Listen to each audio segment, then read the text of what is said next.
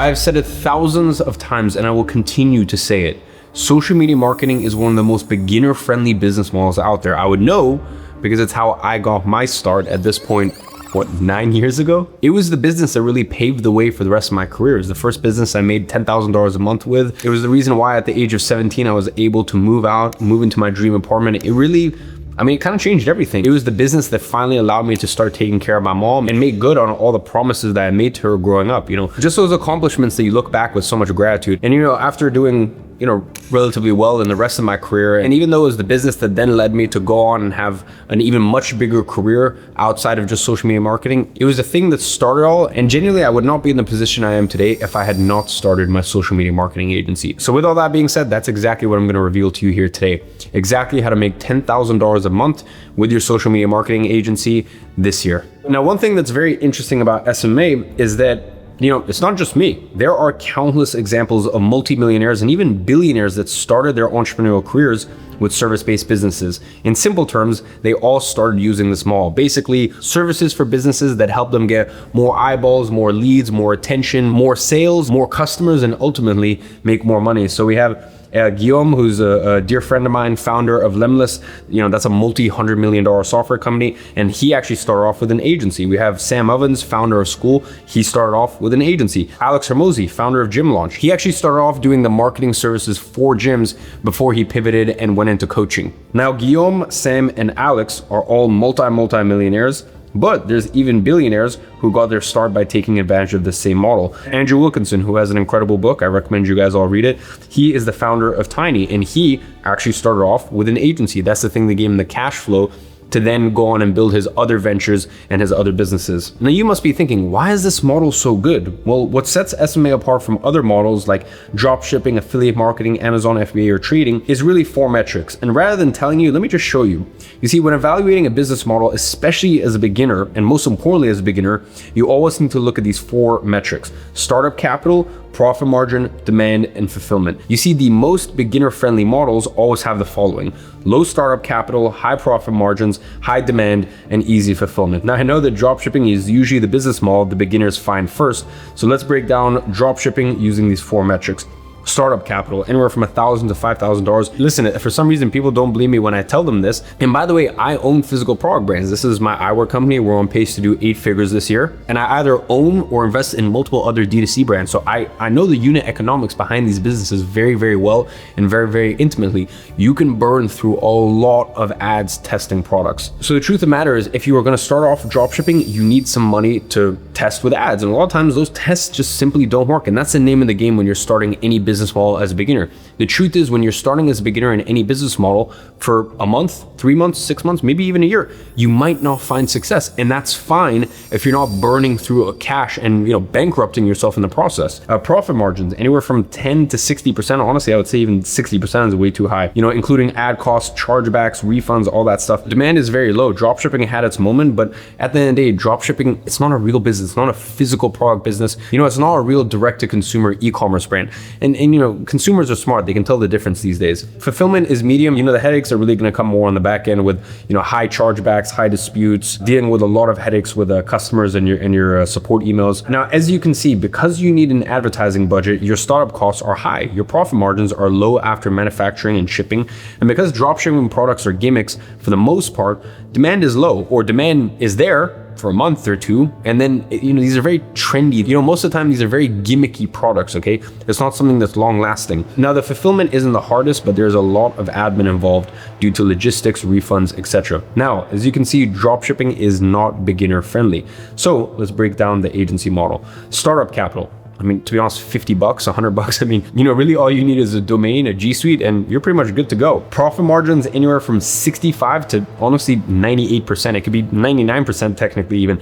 The amount of software that you need to really keep this thing going before you get any clients is minimal. Demand is super high when you know how to position things the correct way, because you're genuinely solving problems for businesses. And fulfillment is easy when you do it in the way that I actually teach you to. Now, there's no need to run paid ads or invest into stock, which means that startup capital is insignificant. There aren't really any logistics or product costs, which means the profit margins are always high. All businesses need the services that agencies provide, which keeps demand high at all times. And fulfillment can actually be outsourced, and I'll talk about that in a little bit, or learned very quickly, which means that it is simple and easy. It is undeniable that the agency model is one of the best models for beginners. And in today's video, I'm gonna walk through my 9-step blueprint to scale your agency to $10,000 a month. And listen, you know what the best part of this is? I can pretty much give you all the information from A to Z. As many of you guys know, I have been selling agency programs and various forms of agency coaching for years. But at the end of 2024, I finally closed the doors to my last ever agency program, Agency Accelerator. So listen, quite frankly, I don't have an agency course to sell you here, and I don't offer any agency coaching. So you might be wondering, well, why are you making this video? For the exact reason that I mentioned at the start of this video. SMA truly is one of the best business models to start as a beginner. And my goal for this training is to help as many of you get off to the best start in your entrepreneurial careers as possible. So without further ado, please grab a pen and paper and let's get started. So step number 1 is all about niche selection. In simple terms, what type of businesses do you want to work with? There are thousands of options out there for every person watching this video, and some will suit you better than others. But before we continue, I want to make something very clear. There's no such thing as the best niche. That doesn't exist, okay? You are looking for the most suitable niche for your situation. But you might be wondering, well, why even niche down in the first place? Many of you might be thinking, well, if you can work with any business, well, then you're likely to get more clients because of it. Well, really, it comes down to 2 main reasons: specialization and scalability. So let's use a practical example here. Let's compare a brain surgeon and a general practitioner. Now, yeah, sure, they're both doctors, but if you had a problem impacting your brain, who would you trust to solve this problem for you? Well, the obvious answer is the brain surgeon. Why? Because he is a specialist in that field, and people always gravitate towards specialists over generalists. It really just comes down to trust. So, staying with this example, who can charge more for their services? The specialist brain surgeon or the general practitioner? Well, obviously the answer should be obvious. Specialists can always charge more because they solve a niche problem for a certain type of person or business. So when you are positioned as an expert, you become an authority in a space, and this really allows you to charge more for your service. And that brings us on to our next topic. You see, scalability. When you're first starting out, you are looking to make your first $10,000, which means you only need a few clients, but that doesn't mean that you should ignore the future. You want to position yourself in a way where you can scale to $30,000, $50,000, $100,000 a month with your agency.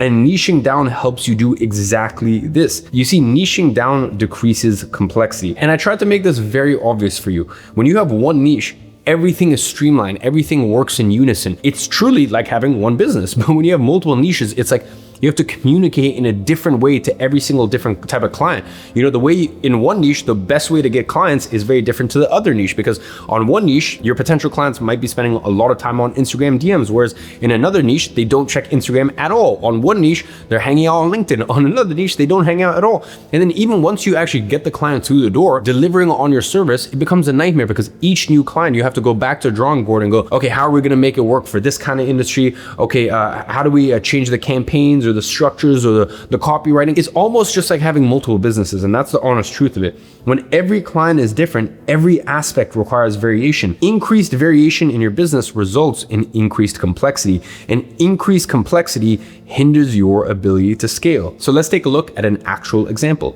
A good friend of mine, John, scaled his agency to over $150,000 a month, and he exclusively worked with real estate agents. And he actually had over 100 clients at once at the peak of his agency. Now, the reason John was able to scale to this level and work with this many clients at once is because he kept complexity low. He was able to find prospects, reach out to prospects, close clients, and deliver his service to clients in almost the exact same way every time. Now think about it. If John had worked with every niche under the sun, he would never have been able to acquire and handle the number of clients he did while keeping his profit margins under control. As I said before, there are thousands of niches. So how do you pick the one that is right for you? Well, there are really a few different indicators that you need to ensure your niche checks out on. First things first, revenue and profit. If a business isn't making at least $15,000 a month in profit, it is unlikely that they will part with $2,000 a month because it feels like a very large investment to them. If they're making $50,000 a month, paying you $2,000 is a pretty insignificant investment for a business of that size. Next, we have to look at their product ticket. You see, it's always better to approach businesses that sell expensive products because it requires less deals for them to make a return on their investment. So let's take a look at a very tangible example. If you're working with a coffee shop, okay, and you charge them $2,000 a month and they make $2 profit per coffee they sell, you need to help them sell 1,000 extra cups of coffee to even just break even on their investment. On the other hand, if you're working with a roofing business, they make $10,000 profit per job. So if you get them one new job a month, they've instantly made a 5x return on their investment if they're paying you $2,000 a month. And it is always easier to convince a prospect that you can make them one extra sale per month compared to saying, oh yeah, I'll bring you in an extra 1,000 sales a month. Next is growth and stability. You see, you want to work with your niche long term, so it's quite wise to avoid dying industries to ensure the sustainability of your own business. I mean, think about it like this. Would you rather work with newspaper printers or info businesses? Newspapers are dying due to the rise of online news sources, whereas the info market is rapidly growing. Next, let's look at market size. The number of businesses in your niche is very important because the more businesses there are, the more opportunities exist. Home renovations is a massive niche that has millions of businesses in it. So by targeting a large market, it is very easy to find and pick out at least a few clients. Whereas Asian themed wedding dress designers are much rare. I mean, think about it. How many businesses do you know of in that space, if any? You would need to approach and close almost every prospect with a 100% success rate to scrape $10,000 a month. Next is competitive advantage. You see, it's always good to choose a niche where you have a competitive advantage that sets you apart from the rest. Now listen, you may not realize it right now, but there are niches where you have a propensity or you actually have an edge compared to everyone else. You know, you may have worked in your niche for a period of time, which gives you the ability to understand their business and also speak their language. Now you might come from a family that is very involved in a particular niche, and this often comes with a list of people in your circle who already own businesses that you are trying to help. Your advantage is having more warm leads than someone who has no connection in that niche. Now, next is sophistication level. So sophistication level basically refers to the amount of knowledge and skill that prospects, so potential clients in your niche, have about what it is that you're selling. Let's use an example. Imagine you're a beginner and your plan is to start an advertising agency. Which of these two niches would be easier to sell to? E-commerce businesses or real estate agents? You see, pretty much most e-commerce business owners have been running their own ads for months, if not years at that point. This means that they understand the service, which means that their need for your service is lower, but they also need someone better than what they are currently. Now, is that something you can promise and fulfill on as a beginner? Well, let's take the real estate agent on the other hand. They sell homes for a living, so it's very unlikely that they have ever run ads in their life. Even as a beginner, you already know more than them. You're already more entrenched, or if you're not right now, if you're truly starting from zero, I can tell you honestly, if you spend 2 weeks, 4 weeks, 6 weeks, 8 weeks, really head down, studying everything there is to know about getting leads for real estate agents, you're already going to be at level 3 and they're at level 1. So you already know more than they do. So really the difference here is between sophisticated and unsophisticated niches. As a beginner, you're always better off selling your services to unsophisticated niches because this allows you to be the expert in the room and gives you the opportunity to bring value even if you aren't the best in the world at your service. Level 1, unsophisticated. I want to make sure I leave you with some options, so let me list a few examples of some social media marketing niches. Now, I want you to use this key, this color-coded key, to determine whether it's a suitable niche for your level. So red is advanced, orange is intermediate, and green is beginner. So some advanced options: SaaS, aka software, law firms, cybersecurity, fintech, e-commerce. Some intermediate options: solar, accountants, chiropractors, med spas, real estate, car detailers. Beginner: HVAC, pest control, roofing, painters, pool installation, landscapers. Once again, please feel free to pause and take a screenshot here. So hopefully that gets your mind ticking over at some different niche options. Now, moving on, service selection. Once you have your niche locked in, the next step is service selection. If you don't have a service, you have nothing to sell. You see, the biggest problem that new agency owners face during this phase is analysis paralysis. Really, the reason for this is the sheer number of service options, and if you don't have a roadmap to find the right service for your agency, you will get stuck. But first, let's take a look at the two types of services you can offer. You have convenience offers, which is basically services that save time, or you have return on investment offers, which are services that basically make money. Now, just so you understand, return on investment services are usually easier to sell because the business sees it as an upfront investment for monetary gain later. For example, lead generation. Now, convenience services are not a bad option. Time is money. So if you can save a business time and resources by doing a service that they don't have time for, they are able to focus on money-making activities. An example of this is video editing. So let's take a look at a few services you can provide as an agency. Convenience, you have social media management, videography, video editing, reputation management, web design for return on investment services. You've got paid traffic, email marketing, copywriting, SEO, lead generation. Going back a step, do you remember how I told you it is easy to get stuck in analysis paralysis? This is why. These are just a few of the services you can provide as an agency. But to avoid getting stuck in a state of analysis paralysis, you really need to start with two simple questions. What is the biggest problems businesses in my niche face? And what is the most efficient way of solving that problem? So let's take a practical example. Imagine you've chosen roofing as your niche and you're trying to understand what their biggest problem is. It is unlikely that you will know the answer straight away. So you need to do research to understand what your niche's biggest problem is. And you want to make sure you do your research by speaking to business owners and doing online research. And knowing what problem you're trying to solve is the key to finding the right service. Now, once you do your research and you understand the problem, you are already halfway there. Now that you've done your research, you actually discover that their biggest problem is that they aren't at client capacity. So what is the solution? They need more clients. And now you ask yourself the big question: what service can you provide that brings them more clients and helps them operate at full capacity? The thing is, there's more than one answer to this question. In this example, all of these things could work: SEO, paid traffic, email marketing. And this is why you need to have a few considerations before choosing your service. First is skill set, scalability, upfront costs, as well as income variation. And I'm gonna break these down, don't worry. Skill set. If you have the skills to deliver the service yourself, this should always be a consideration when choosing your service. And that's actually why I started my agency as a creative agency. Not only did I have a love for content, I was good at creating it. My background is actually in photo and video. So if you already have a skill that would serve your future clients, you would be crazy not to utilize it. And if you don't have any of these skills, don't worry. I'm gonna show you how to actually overcome that later in the training. Next is scalability. You see, different services have different levels of scalability. That is just the truth of it. And it usually comes down to one key variable, which is location. This is part of the reason why I switched from a creative agency to an advertising agency. When your service requires you to be in a certain location, the number of clients that you can handle decreases significantly. You see, when paid traffic is your service, you can manage a huge number of ad accounts because you're doing it from the comfort of your own home or your own office.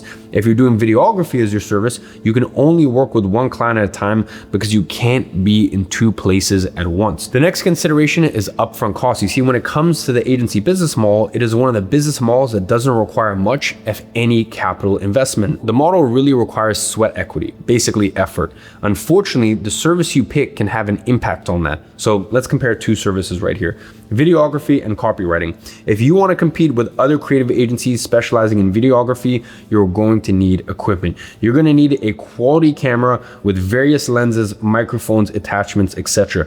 This equipment will run you thousands of dollars before you even get to close a client.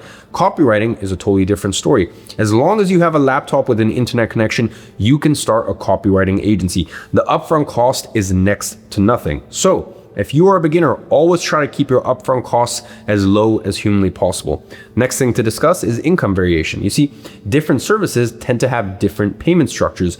There's usually two different types of deals. You've got project-based and you have recurring. Project-based payments usually take the form of one large lump sum payment for a project. For example, $8,000 for a website build. Recurring payments is when you get paid a monthly fee over a pre-agreed term. For example, $2,000 a month for 6 months to provide paid traffic services. Now, to make things clear, one isn't necessarily better than the other, but you do need to ask yourself whether you want the stability the recurring services gives you, or whether you are fine with your income always being different because you're working with these project-based clients. So quick actionable recap: you want to identify your niche's biggest problem, you want to understand the solution, you want to identify the services that can solve the problem and provide the solution, and you want to scrutinize your service options using the 4 considerations, and voila, you can lock in your service. And this is where we move to step number 3, which is agency setup. Now, at this point, you have your niche and your service locked in, but it is time to turn your idea into a real business. And the first thing you're going to need is an agency name. Now, please do not overthink this. My agency was called IAG Media, and honestly, it wasn't creative at all. IAG was just my initials, and the word media didn't even make sense because literally within 1 year, I turned into an advertising agency. So IAG advertising would have made more sense than IAG Media, but alas, it just doesn't matter, quite frankly. I mean, the fact that I was still making hundreds of thousands of dollars a year with a name like IAG Media proves that the name just doesn't really matter that much, okay? And if you're really stuck, give Namelix a try. It will generate different names for you, and you can just pick one that you like. Next up, you're gonna need to buy a domain. Your domain will allow you to create a professional email and host your website. Now, you can buy domains through multiple platforms, but I recommend going with Namecheap. So I just want to say a big thank you to, no, I'm kidding. I'm not gonna leave an affiliate link either. Just go look them up on Google or something. Now, quick word of warning that some domains can be very expensive, but in your case, it doesn't have to be. You see, if you search your agency name and it is very expensive, either just pick a new name or buy a variation that is cheaper. So always try and buy a .com or .io domain. Avoid weird and outdated ones like .edu or even .org. Who even uses .org anymore? Anyway, so once you have your name and domain, it is time to create a logo. Once again, please do not waste a ton of time on this. Look at how simple my logo was. I can tell you right now that a nice logo will not be the difference between your agency failing or succeeding, okay? So to make your logo, you can use a platform like Canva. No need for the Pro version unless there is a design that you really want. But if that's the case, Canva Pro is just a few dollars a month. Now, the next one is a pretty easy one. I want you to clean up your personal social media. You can set up agency pages on platforms like Instagram, LinkedIn, and X, but to be honest, that isn't really too important. All you need to do is go to your personal profiles and just clean them up. No pictures of you shotgunning beers and looking messy or crazy partying or anything like that. It will become apparent later in this video why this is important, but ultimately you are a business owner now and the world needs to see that. You don't need to do anything crazy and act like someone you're not. I mean, just look at my Instagram profile. My Instagram profile is just random slideshows of my life. And that's the other thing. You don't need to be super corporate or super professional or like, just be a normal human being. But also there's certain things like, listen, I have photos from trips and funny photos and funny videos of my friends. Of course, those things not everything needs to be posted on Instagram, okay? So am I saying that you need to be some corporate-y, super professional, everything needs to be super professional? No, people like dealing with other people, okay? So please don't be some corporate-y robot, but also like you don't need to post videos of you partying in Cabo with your friends. People want to do business with people who ooze authority, and the way you portray yourself on social media, quite frankly, is what people will see and is the first impression they have of you. So if a business owner saw your social media today, you have to ask yourself, would they want to work with me based on what they see? Now it is time to set up your Google Workspace to get your professional email created. Google Workspace is really good because it allows you to store pitch decks, data sheets, documents, and your email account all under one Google Workspace using apps like Google Slides, Google Docs, Google Sheets, and Gmail. A small detail that has a lot of impact is being able to create a professional email account through Google Workspace once you bought your domain. So instead of being john@gmail.com, now you're john@youragency.com, okay? So now that you have your professional email set up, you need to warm up your email. Email warm up is something that a lot of people forget about, okay? New email accounts have low deliverability, which means that most emails will go to spam if volume increases. So just so you understand, email warm up is the process of increasing the deliverability of an email account. Some people try to do this manually, but I suggest a software called Lemwarm. This is actually gonna warm up your email account so that way when you do reach out to prospects and you do reach out to potential clients, you're not gonna end up in spam. You're only gonna start using your email at high volume later, but the warm up process does take about 3 to 4 weeks. So it's better to get it done as soon as humanly possible. Now, at this point, you have almost everything you need to get started with your agency, but one nice to have is an agency website. From what I can remember, I was making close to $20,000 a month if not even more, before I ever even created an agency website. People love to place a lot of importance on this step, but to me, it really isn't that big of a deal. Now, luckily, it is easier than ever to create websites. Now, all of the users inside of Agency Accelerator just use one of my software companies. It's called Flowzy. You see, Flowzy has a custom website builder that also has multiple functions that you will need as an agency owner. So everything from file management, communication, note management, CRM, proposals, invoicing, task management, calendar. It has all of those things under one hub. Just so you're aware, that's one of my software companies. It does all that, even all the way down to onboarding, funnel, it's literally one powerhouse for running your agency. But to be honest, you can use anything you want. I'm really not trying to turn this into a promotion for Flowzy. You can use whatever you feel most comfortable with. Now, a couple other additional softwares. Stripe is the most commonly used payment processor in the online space. Now, unfortunately, it's not available in every country, so Payoneer is a really good alternative. Zoom is the best meeting hosting software out there, in my opinion. You don't need to get the pro version from the start. Upgrade to pro once you start booking sales calls, because the free version actually has a limit of 45 minutes, and that's a little embarrassing if you're on a call with the potential clients and they see the 5 minutes left in this meeting. So you don't need to pay for it straight away, but once you start booking meetings in with potential clients, then yeah, it makes sense to upgrade to the pro. Or Google Meet is another option, and Google Meet is entirely free, but just, I don't know, me personally, I've always preferred Zoom. That's just a me thing. Now, at this point, you're basically ready to start making money. You know what types of businesses you're targeting. You know what service you're going to offer. You have your agency fully set up, but what you don't know yet is how you're going to package what you're selling, and you don't know what you are going to charge. And that is what you need to focus on right now. Offer creation. An offer is the following: your niche plus your service plus your pricing model, those three variables, and then how you package it. Because listen, two different agency owners can have very different offers. Even though their niche, service, and pricing model is the same, the way that they package it will totally change the perception of the offer, okay? But before you can create your offer, you need to understand the goal of your offer. The goal of your offer is to bridge the gap for your prospects. Every prospect has a current state and a desired state. The current state is when they have an unsolved problem, and the desired state is when their problem has been solved. You see, the gap lies between these two states, and your offer is there to help them bridge that gap. Your offer needs to take your prospect from the current state to the desired state. So, how to create an offer? There are 5 components to an offer. The promise, this lays out the exact results you're going to achieve with your service. It usually includes a tangible result and a time frame. For example, 30 qualified booked appointments in 90 days, or 4 long-form YouTube videos in 60 days. Next, you have the methodology. The methodology briefly explains the steps that you will take to solve their problem. The key word is brief. You don't need to include every intricate step involved in the service delivery process. For example, we run social media ads to your specific target market. Leads click on the ads, which prompts them to complete a form. If they are qualified based on their form submission, our team books them directly into your calendar. Pricing model. You see, there are various different pricing models that you can use when running an agency. Now let's take a look at a few that I would recommend. Monthly retainer, simple enough. This is a set amount per month. Pay per project, so once off lump sum. Pay per lead, set amount per lead, or percentage of ROAS, which is basically a set percentage. ROAS means a return on ad spend, okay? So whatever you've brought them in from the ads minus the cost of the ads, the delta, the difference between that is your return on ad spend, and then you just take a percentage of that.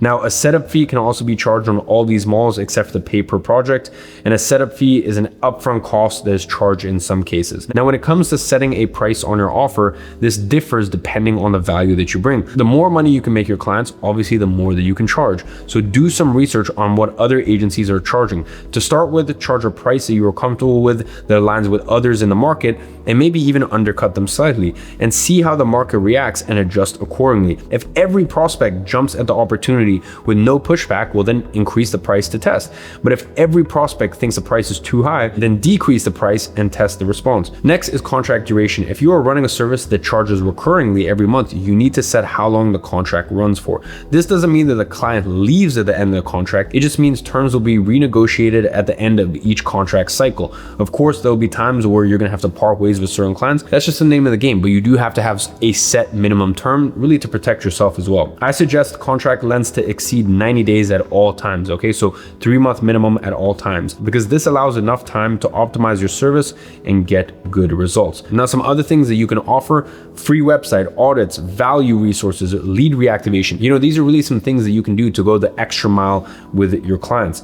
Next thing I want to talk about is guarantees. You see, I know the industry is obsessed with guarantees, but I am generally not a fan of them. They often do more bad than good, and it really makes your clients doubt your service quality if you are begging for business using guarantees. The only guarantee I would use in difficult negotiations is the pro rata guarantee, and I'll explain what this means. Let's say you're promising 20 appointments for $2,000. Each appointment in that case is worth $100. So if you only book 18 appointments, in my opinion, at least, you shouldn't refund the full amount like you would in those crazy money back guarantees. Instead, you refund $200 for the 2 appointments you didn't manage to book. In that case, you fell short of the goal by 10%. So you're going to refund 10%. You fell short of the goal by 2 leads. So those 2 leads you missed out on, you refund. Okay. So that's known as a pro rata guarantee. And in my opinion, that's fair. Now, you don't always need to offer a guarantee, but you can use it as a fallback during hard negotiations. Step number 5, prospecting. You see, at this stage, you are finally ready to start searching for clients. And this starts with prospecting. Prospecting is the process of identifying and listing businesses in your niche with their contact details before you start reaching out to them. You see, the contact deals you'll be looking for are based on the outreach methods you'll be using, but always try to get as much information as possible. Ideally, you want to have name, location, email, number, as well as social media. Now, there are really a few main prospecting methods: manual, software, lead generators. So let's start off with manual prospecting. Manual prospecting is when you manually search for prospects online. And there are various ways of doing this, which I'm going to share in a moment. But something you must keep in mind when diving into these 3 prospecting methods is that each of them has pros and cons. You see, because you are physically searching for each prospect, the quality of the information is going to be high. That being said, it's also a long and tedious process. Despite that, it is free and it's a great way to get started. So let's look at a few of these examples. For local businesses, you have Google Maps. For blue collar businesses, you have Check a Trade. For real estate agents, you have Zillow. For corporate professionals, you have LinkedIn. Now, these are just a few examples, but there will be similar options in any location that you are targeting. Next, we move on to prospecting softwares. Now, prospecting softwares is one of the most efficient ways to build huge prospecting lists. These softwares allow you to pull prospect lists directly through the software, and these lists can be based on criteria like niche, business size, location, and a few others. Prospecting softwares are fast, but unfortunately, the quality isn't always the best. Now, these softwares are pretty inexpensive as well. Despite the drop in quality, the trade-off is worth it because of the sheer amount of prospects that you can generate for the price and considering how automated it is. So here's just a few of the softwares that you can use: Apollo, LeadSwift, LeadGorilla, as well as Clay. Next, we move on to lead generators. The most advanced strategy you can use for building prospect lists is hiring lead generators. These are essentially contractors that build prospecting lists for you. As you can imagine, this is the most expensive method, but it requires no work on your end, and it's usually very fast. So there are 2 platforms where you can hire lead generators. You have Upwork as well as Fiverr. Now, word of warning, some of these contractors are better than others, so don't buy a huge prospect list straight away. Instead, buy a smaller, cheaper list, test it out. If it's good, buy a bigger, more expensive list to reduce your cost per prospect, okay? And that brings us on to step number 6, outreach. Once you have a list of prospects together, it is time to start outreach. Outreach is the process of working through a list of prospects and contacting them with the intention of booking a sales call. It is important that you understand this. During outreach, you aren't selling your service. You are just giving enough information to stimulate enough interest for a prospect to agree to a sales call. You are ultimately pitching the meeting, and this all starts with outreach preparation. So, choose your outreach method. There are really 3 cold outreach methods I suggest exploring: cold calling, cold emailing, and cold DM. Now, you don't have to choose one. You can use a combination of methods. The most important aspect of deciding on your outreach methods is matching outreach methods with your niche. And let me explain what I mean by this. If you are targeting home renovation businesses, you have to remember that the nature of their work is that they're on the move, driving from job to job. They don't sit in an office on their desk all day, okay? And that is exactly why cold calling will generally have much higher success rates than cold email in the home renovation niche. But now, if you were to change the niche from home renovation to SaaS, the opposite might be true because SaaS companies are very active on email. So whatever niche you've picked, think logically. Which method are you most likely to get a response with? And next, we move on to scripting your outreach messages. When doing outreach, there must be some intention behind messages you send. They can't just be random, okay? So I suggest pre-scripting your messages and having a general frame for cold calls. There are really 3 aspects you need in an outreach message: highlight pain points, emotional buy-in, as well as no-brainer offer. So let's talk about highlighting pain points. You want to make them aware of the problem they're facing. When it comes to emotional buy-in, you want to point out the result of their pain points being a thing of the past. Now, when it comes to no-brainer offer, you want to offer the meeting and throw in a bonus that sweetens the deal. For example, free resources, free SOPs, free templates that you can just give them and they can install straight into their business. Next is outreach volume. Now, this is the point where I'm going to tell you things that you don't necessarily want to hear. Outreach is a numbers game. You have to send outreach messages and make cold calls every single day, and you must be consistent. I'm just giving you the unfiltered truth here, okay? And here's some outreach thresholds per month. Bronze tier, 2,000 outreaches a month. Silver tier, 3,000 outreaches a month. Gold tier, 4,000 outreaches a month. If you want to be signing clients regularly, these are the sort of outreach numbers that you must hit, especially at the beginning because you don't have credibility yet. So why is volume so important? The more outreach you do, the more likely you are to get a yes. And as you do more outreach, you start to change small parts of your strategy, whether it's the method you use or the copy that you write. The more you do, the more accurate the data will be. This gives you a clear picture of what's working and what isn't. So I want to talk to you guys about some advanced client acquisition. As you can probably tell at this point, prospecting and outreach is tedious and hard. And I get it. Going to a prospect who has no idea who you even are, it's just awkward. But what if I told you that there's a better way? Instead of reaching out to prospects, what if they reached out to you? And that is exactly how I got clients when I was running my own agency, IAG Media. Listen, I'm going to be honest with you. I actually used to turn down 90% of the businesses that wanted to work with my agency because I had more clients than I could handle. And no, I wasn't running ads or sending cold outreach messages. Instead, I did this using the same asset I use to this day to drive traffic to all of my businesses. I was using my personal brand. Now I know what you're thinking. Well, easy for you to say. You have 5 million subscribers on your main YouTube channel, but you got to remember, I started my agency in 2016 and I ran it for 6 years up until 2022. And it was really actually only after I closed my agency that my social media really started blowing up 3 years ago. In the early stages, I had something called a micro personal brand. A micro personal brand is when you have a relatively small audience of just a few thousand people, but every person that follows you is interested in what you are sharing and ultimately what you have to sell. And that's actually what I do right now. Earlier this year, I started a company called Monetize, and inside Monetize, the team and I help our users to build micro personal brands to turbocharge their businesses. Now, unfortunately, at least at the time of recording this, Monetize has closed enrollments for the next few months, but because I want to make sure your agency journey is as easy as possible, I'm going to do you a solid. If you DM me personal brand on my Instagram, I'm going to see if you're serious and whether you're a good fit. If so, I will consider making you an offer to join and actually reopen a couple spaces for Monetize. Who knows, I might even throw in a special little bonus for you, but just go ahead and DM me and we will see. To make things clear, Monetize is not free and it's not cheap, but if you want the absolute easiest way to sign clients for your agency and make sure that you never have to go out and chase clients, that they come to you, Monetize is the most powerful tool on earth for you to use in order to make that happen. So I'll go ahead and leave my Instagram link in the description. Just shoot me a DM. If it makes sense, it makes sense. Anyways, that is where we move on to step number 7, sales.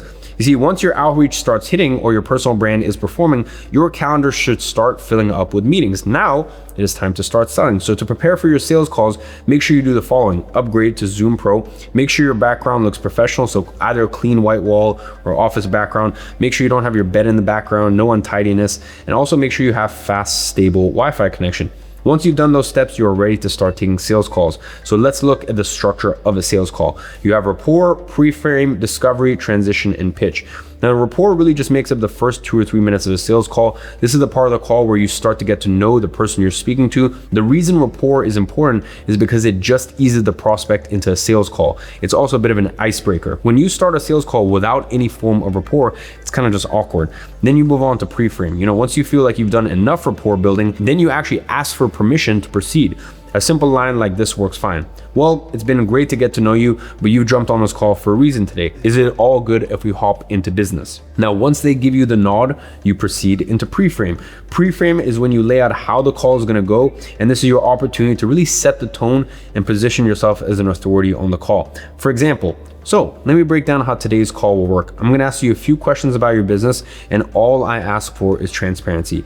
Me understanding the full picture is really the only way I'm going to be able to know whether we can help you or not. And if I truly believe we can help you, I'm going to make you an offer. But if we can't, I'm going to do my best to connect you with someone who can. Does that sound fair enough to you? If you are able to say this with confidence, even if it's your first time, okay, the prospect is gonna know, or at least they're gonna feel like this isn't your first rodeo, and they're gonna allow you to lead the call. If you don't have a good pre-frame, many prospects will take over the call, interrupt you, and really just pull the call into a different direction than you would want. And this can lead to a lost sale. Then you move into discovery. Now, discovery is the most important part of a sales call.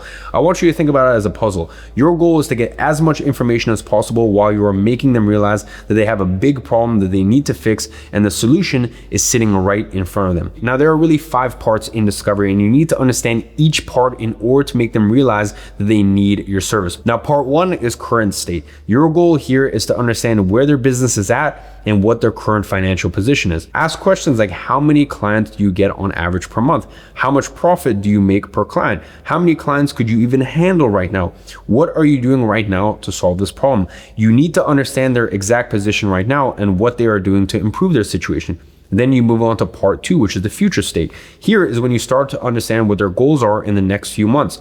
And it's always best to keep these linked to finances. Ask questions like, how much profit do you want to be making in 6 months? How many extra clients would you need each month? What would life look like if you were to achieve these goals? When you understand where they are at the moment and where they want to get to, now you can move on to the next part. Part 3 is the gap. Once you understand the gap, this is really where you can start putting on the pressure. You can start breaking down the numbers and start discussing how many more clients and how much more profit they will need per month to hit their goals. And you can start identifying gaps in their current strategy to solve their problems. You can even ask them, if they never jumped on this call, what concrete plan do they have to solve this problem? You see, many business owners don't have a concrete plan, okay? And just by asking this alone, they really start to understand, wow, like I don't have a game plan. I'm saying I want all these things. I want this future. But when you gently highlight the fact that, hey, without me, like what is your game plan? And 99% of the time, they don't have one. And that is where you move on to part 4, which is opportunity cost. During this stage of discovery, you start pushing their pain points, asking questions like, where would you be today if you had a solution 6 months ago? Where will you be in 6 months if you don't find a solution to this problem? You see, pressuring on these pain points just makes prospects answer these questions out loud, leading to a higher problem awareness and prompting them to search for the solution as quickly as possible. And that brings us on to part 5, which is doubt. The last part of your discovery call is all about objection prevention. You need to identify any doubts the prospect has that they haven't shared with you yet. You want to ask questions like, why have you never tried a solution like ours before? If they have worked with another agency, what went wrong? And at this point, you should have everything you need to move into the transition and then into the pitch. So the transition is essentially the setup for the pitch. You can start by giving a brief summary of everything you have learned during discovery. Now, after this brief summary, just ask the prospect if there's anything you've missed and ask for any information the prospect feels like you should know. Now you give the prospect 2 options. Where would you like to go from here? I can either answer any other questions you may have, or I can give you a breakdown of how we can help you. What would you prefer? Now, the prospect will ask for the breakdown 99% of the time, which is basically your cue to get into the pitch. Now, to manage any possible objections, I would slip in one more question called the out of this world frame. And here's basically how it goes. Perfect. And out of curiosity, if I break everything down and it makes sense how we're able to help you, would it be completely out of this world for you to get started today? This frame just weeds out any financial objections that the client may have, because they're logical and they understand that, before you pitch or before you tell them the price, they're like, well, yeah, if you have the solution to my problem, no, it's not out of this world that we can move forward today. Then we move on to the pitch. Now, the pitch is essentially where you break down your methodology in a bit more detail. Give the detail you need to give, but ensure it's easy to understand. Remember that many prospects aren't marketing or content experts, so speak their language. If you don't speak in your prospect's language, you will leave them confused. And remember, confused buyers never buy. Now, throughout the pitch, continue to get verbal agreements by saying lines like, does that make sense? And of course, they're going to affirm and say yes. Now, once you finish your pitch, let the prospect progress that sale by asking, so where would you like to go from here? And that will naturally lead them to ask for the price, which prompts you to break down your offer. And if it makes sense for both parties, voila, you close the deal. Then we move on to step 8, which is onboarding. The next step starts the second the deal is agreed, and that is onboarding. Onboarding is simply the process of collecting payment, getting all the information you need, and granting your new client access to everything they'll need throughout the course of the contract. If you want to make a good first impression, I always suggest sending a new client an onboarding gift. It doesn't have to be expensive, just something they like. Onboarding really comes in two forms: manual onboarding and onboarding funnels. Manual onboarding is simply the process of organizing Zoom meetings with clients to get everything you need from them and give them access to everything they need. In some cases, manual onboarding is also done via email or WhatsApp. Now, I don't recommend manual onboarding. It is slow and takes unnecessary time out of your day as well as your client's day. Simply, in today's day and age, you're gonna look like an amateur if you use this method. So stick to onboarding funnels. Now, an onboarding funnel comes in the form of a link that takes a new client straight to the start of a funnel. Each step in the funnel will prompt the client to take some form of action. And if you really want to impress, make a video for each page in the funnel. The best order for your onboarding funnel is as follows: contract and payment. On this page, your contract will be there for the client to download, read, and e-sign. In the early stages, the contract isn't too important. It's really just there for professionalism purposes. It just states the payment terms, the contract length, and any relevant information. There's also going to be an invoice for the first payment on this page, and this should always be done at the end of each sales call. Once you receive payment, ask for your client to continue through the rest of the onboarding in their own time. You now end the call and officially have a client. Below, add a button that links to the next page named welcome. Now, the welcome video is a pre-recorded video of you welcoming them as a client. So feel free to talk about your company mission and values. If you have some past results, build up hype and add them into the video. It is important to set expectations and give your client a clear idea of the road ahead. Below the video, add a button called get access and prompt the client to click on that at the end of the welcome video. Now, this step is where they're going to get access to their client space and everything else they need. Flozy has a dedicated client space to which they will get access to after they complete the form. Now, I personally suggest filming a Loom showing your client how to navigate their client space, which they will see right after the step. Now, the final step in the onboarding funnel is booking a strategy call with your new client. This session is going to be used to discuss anything you still need after the onboarding process. As the name suggests, the strategy for the next few months will be discussed on this call as well. Now, Flozy actually has a book a call feature that connects with your calendar, giving the client freedom to book a call when it works for them, as well as a time that works for you. And that is where we move on to step number 9, which is service delivery and hiring. You see, now that you finally know how to get clients and get them onboarded, now you have to deliver on the promise you made them. And this is where the service delivery comes in. Earlier in this training, I showed you just a few of the services you can provide as an agency, but you need to understand there are many, many more. The problem with this is that all of you will choose different services, and that means I can't show you how to deliver every single service because this training would be weeks and weeks long. What I can show you is what I did personally. As many of you know, I started by running a creative agency, but I needed to transition into an advertising agency to align with my goals at the time. I had one problem though. I was a content expert, not an ads expert at that time. So what did I do? I actually hired someone that could run the ads for me while I handled the things that I was good at. Now I know what you're thinking. Well, you don't have the money to hire an expert right now. And let me explain the beauty of the system. This is why the agency model is so good. You get paid up front and then you pay your team later. So the client, it's just normal in agency work. The client will pay you at the start of the month. The client always pays up front, but everyone knows salaries and team and contractors, all that stuff, they get paid at the end of the month. This means that you never have cash flow issues. You always stay profitable. Now you might be wondering, if you're getting paid $2,000 per month per client, why would an expert be willing to work for $500 per client? It is simply based on location. There are thousands, tens of thousands, hundreds of thousands of skilled experts living in countries like Brazil, South Africa, Serbia, just to name a few. Now, despite their skills, these individuals won't be able to make the money that you're able to pay locally. So for them, $500 per client per month is an incredible salary.